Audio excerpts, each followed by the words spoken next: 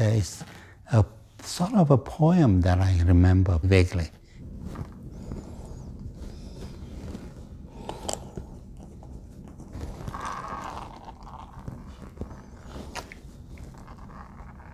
He said, if you are not the biggest pine tree on the top of the hill,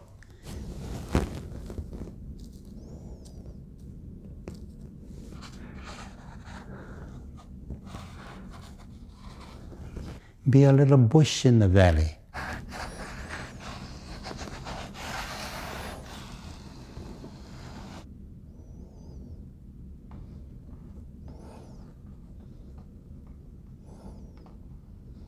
But be the best bush ever grown in that valley.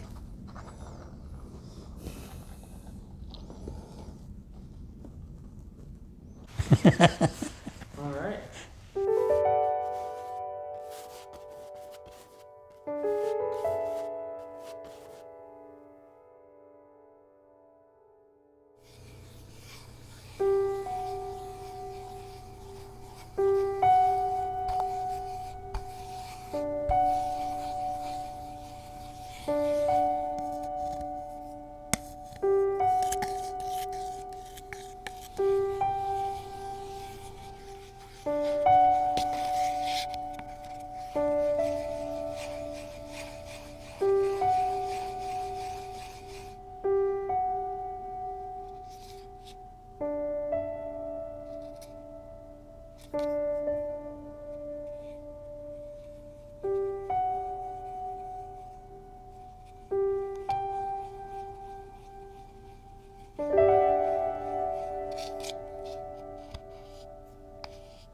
Originally, I wanted to become an architect or even a medical doctor. And then I was quite active in art activities after school in the high school. I started the art club and an oil painting class with Brother Joseph McNally, who I would consider him as my mentor and had been greatly influenced my decision to become an art teacher. Whenever I think of how I should react to a student, I would picture him over me and then telling me what to do. And this is gesso, white paint usually used to prepare canvas. And I'm putting a coat of this.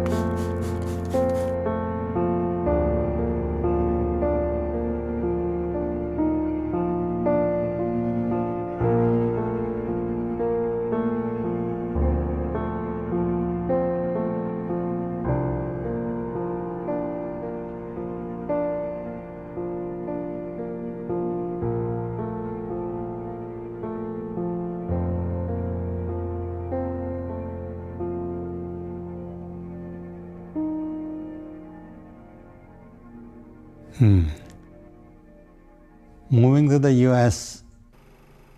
is a very dramatic and very memorable occasion because I have never traveled before that. And it's hard on my mother. I know that my mother was very heartbroken, but she is very good mother in that she was able to encourage me, even she knows that she's going to miss us all going away. My father, he was a little worried about the fact that if I study art and come back to Malaysia, I might not be able to earn a living as an artist. I told him that this scholarship is for art education, so I'll become an art teacher. So that settles his worries a little bit, because to be a teacher is a very highly respected in the East, unlike in the West or in America here. The teacher's position in the village is considered as a very respectable and honorable position.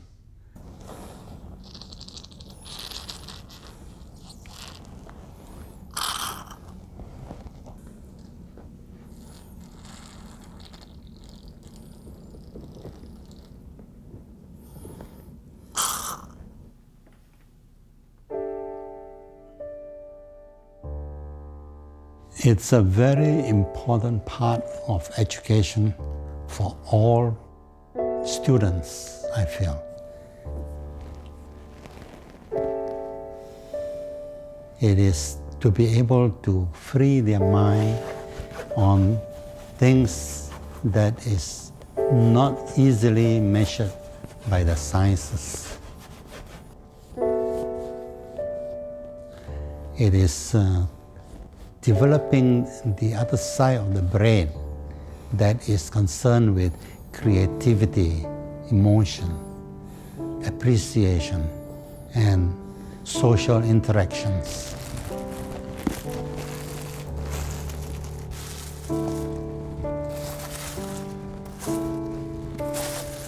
This is very seldom taught or by any other subjects, which is science-oriented.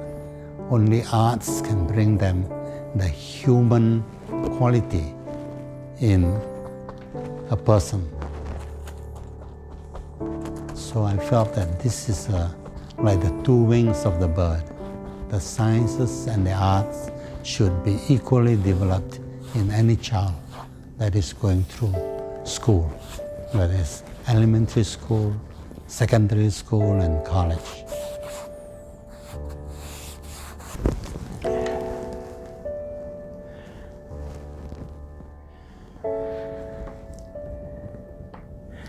See, it's coming out nice, right?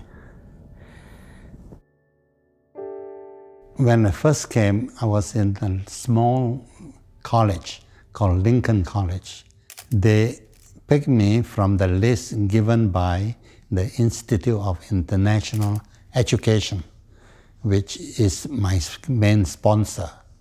They gave me a round-the-world trip, plus all expenses paid, college education.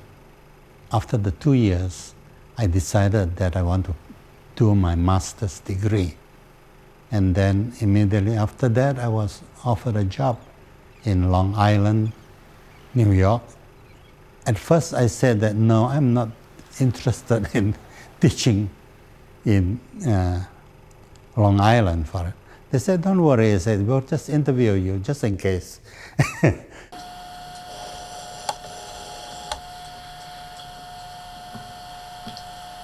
When you're mixing, do you find that the U-Trek mixes more easily in general without lumping as much? Yeah. Not just the white, it's all of it. I feel that I've got great opportunity to work with the children when I was younger, with high school students. And after my high school teaching, I taught quite a lot of time with older students. These people, a lot of time, a lot of these have got a lot of talent, but they were not able to develop it due to the fact that their parents or the society did not reward them enough. So this give them a chance in the senior center. I give them a chance to rediscover their talent and work with them to develop it. And that brings me a lot of joy and happiness.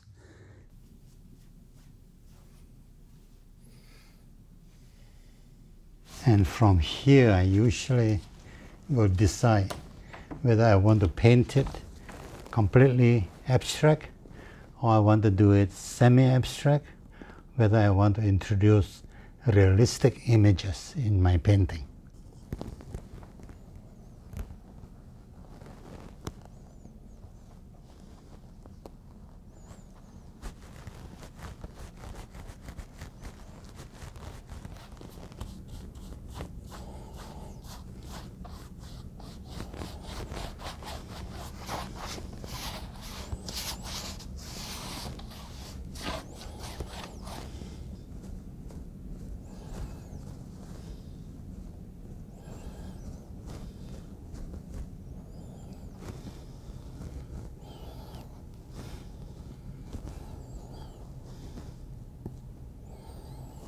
I think Baha'i faith influenced me a lot. I discovered the Baha'i faith when I was at the college, at Lincoln College. In 1961, after 1 year at Lincoln College, I became very interested in trying to find out what is the true religion. I believe that there must be a religion that will accept all the good people in whatever religion you are to heaven. I said that's only fair because it is the life that God wants us to live, a good life, a kind and loving people, your fellow people and animals and plants of this earth, so that we can live peacefully in this world.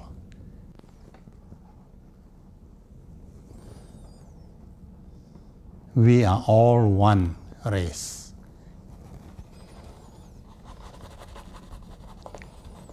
Mankind is one.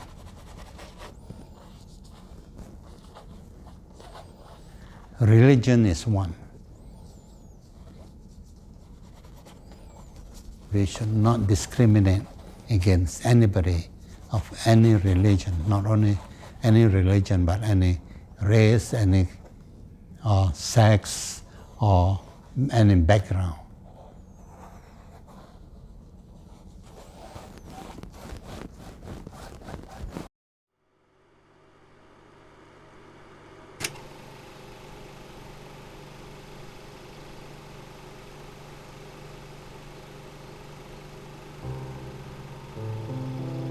Landscapes and natures are the purest creation of God.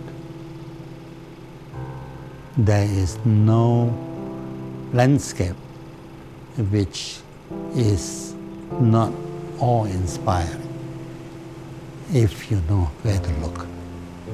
Even in a very mundane, simple things of life, if you know where to look, you can always see the wonders of nature and wonders of what man had created as well.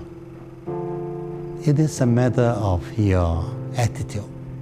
If you get the proper attitude in life, everything could be a joy to look at. Because we don't have to see the ugly side of life and dwell on it. I think that too many people try to find mistakes of nature. We feel that God had made a mistake in making these ugly things that existed. But there is no mistake. A lot of ugly things are created to help you so that you can appreciate the beautiful things. If you don't have that contrast, you cannot appreciate the beauty of nature.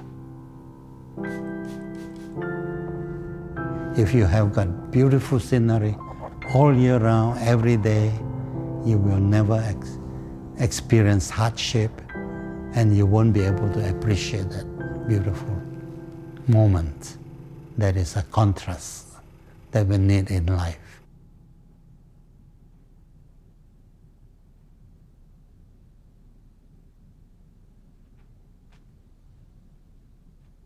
At my age, I'm reaching 80. I feel that I have seen a lot and I've done quite a lot in life. And I feel that one should take life very naturally, just like the towel. Let it flow through you. Life should not be a big struggle. One should be quite content, even with the simplest things. I think without this contentment, in the end, you find that life is really not worth living because it's so much of a struggle.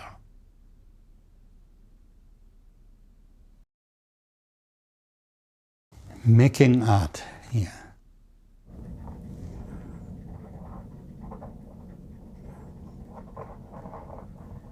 It is a spiritual journey. Each piece of art is different.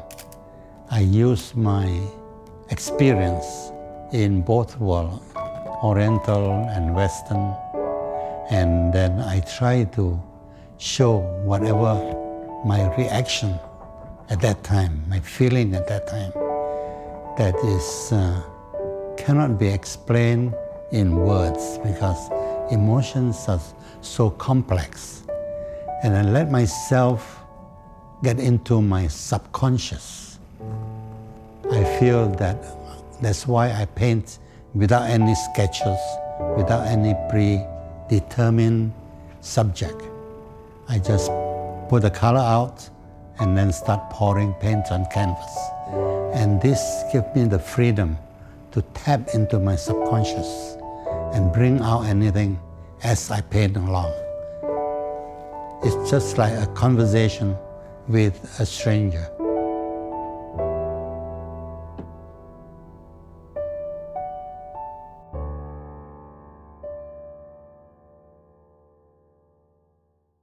There is a sort of a poem that I remember vaguely. He said, if you are not the biggest pine tree on the top of the hill, be a little bush in the valley. But be the best bush ever grown in that valley. Thank you.